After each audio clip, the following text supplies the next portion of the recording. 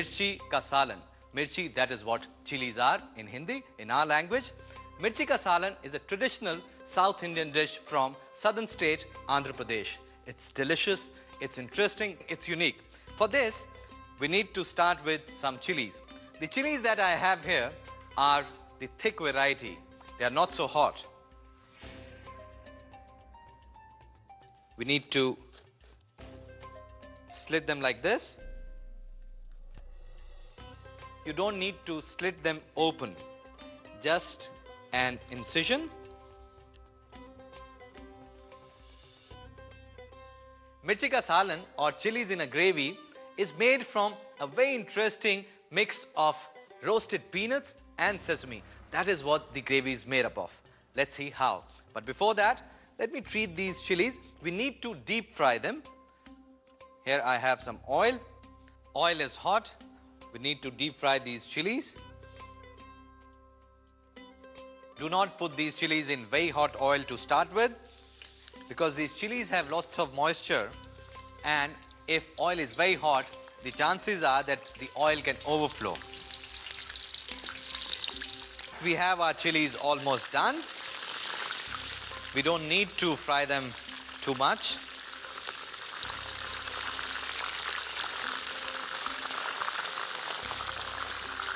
Deep frying of these chilies would make them quite soft if you touch it, and that's what we are looking at. These chilies are fried, they are done. We need to make a paste of few ingredients here. Essentially, sesame and peanuts. There are other ingredients that would also go into this curry. In Indian food, you would see that in one particular curry, we use quite a few ingredients. That's the uniqueness of Indian food. For this paste, we'll start with sesame and dry roast sesame seeds. And see how this has changed color. This is done. We need to make a paste, but there are few ingredients that we need to work with. We'll start with cumin seeds. Dry roast this with coriander seeds, dried coriander and cumin, roasted cumin and coriander. For making paste, in goes roasted peanuts, few red chilies.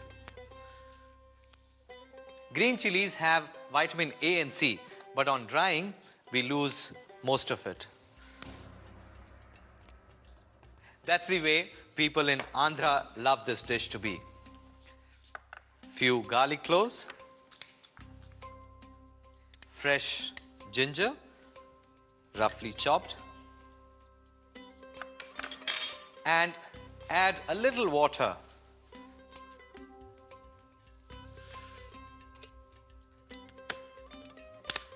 And grind this to a smooth paste.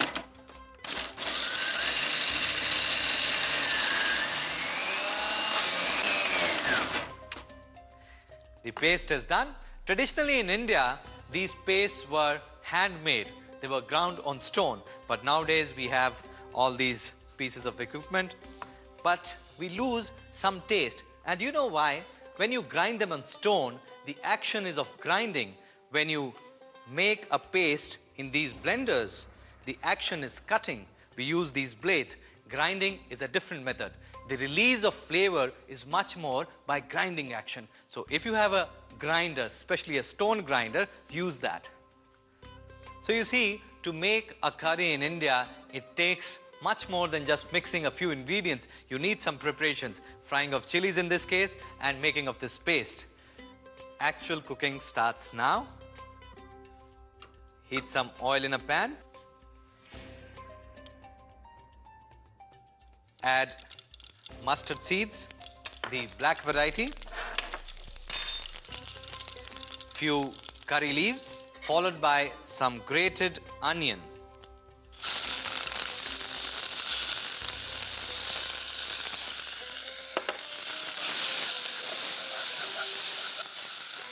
Though most of the dishes in India are curried, but you would not see anyone in India using curry powder.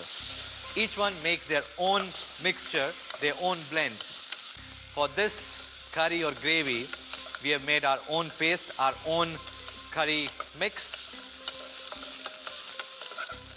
These grated onions are done. They are nice and golden brown. And what follows a touch of turmeric? A pinch of chilies. But in this case, we have chilies in this paste, which is made from sesame, peanuts, cumin seeds, coriander, ginger, garlic. So much of taste. Look at this lovely color. And add water. Little at a time. Most curries in India have some souring agent or the other. In North, we use tomatoes. In this curry, I'm going to use tamarind. This is dried tamarind, but I'm not going to use it like this. You need to soak this in hot water for about 15 to 20 minutes and then strain this. And here we have some tamarind pulp. You can buy tamarind paste in the market. I'm using some homemade tamarind pulp. Not too much. Salt. Mix everything. This is almost done. It's time now to add chilies. These chilies do not have that much bite or heat. The thumb rule is thicker or bigger the chili, less heat it would have. And now let it simmer for about 5 minutes so that all the taste and goodness of chilies is mixed well into the gravy that we have made. It looks good, tastes good, and it's best had with steamed rice.